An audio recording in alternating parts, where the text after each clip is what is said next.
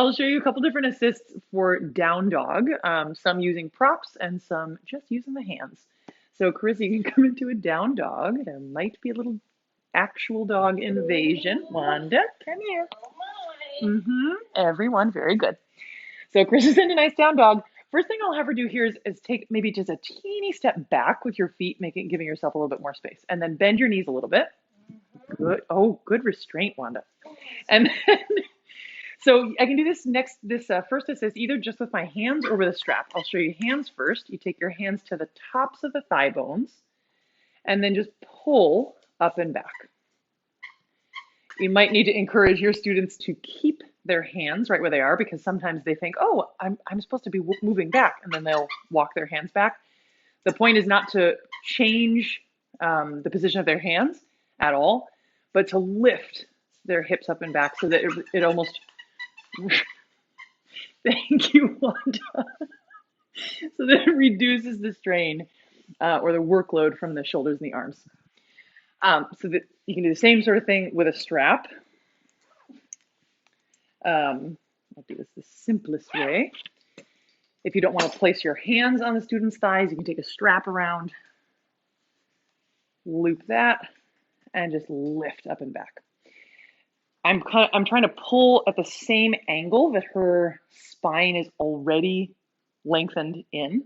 I'm not pulling this way or straight up. I'm pulling at a diagonal. Maybe a little bit more back than up. But in general, that's that. Do you feel the difference between the strap and the hands? Yeah, but they're both very nice. Yeah, they both serve the same purpose, pulling thigh bones, not pelvis, but thigh bones back and up. Great. You can take a little break if you need. So that's the first couple of assists. They do the same thing, pulling thigh bones up and back, releasing or reducing the pressure on the hands and the shoulders, which can feel really nice for the student. They can almost just like hang out and take a nap there. True story.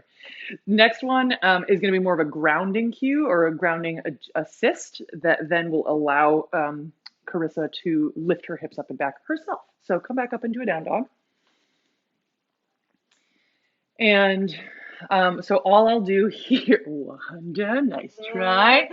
All I'll do here is take my hands to her hands and press down. You want to be careful if they have any like hand or wrist injuries.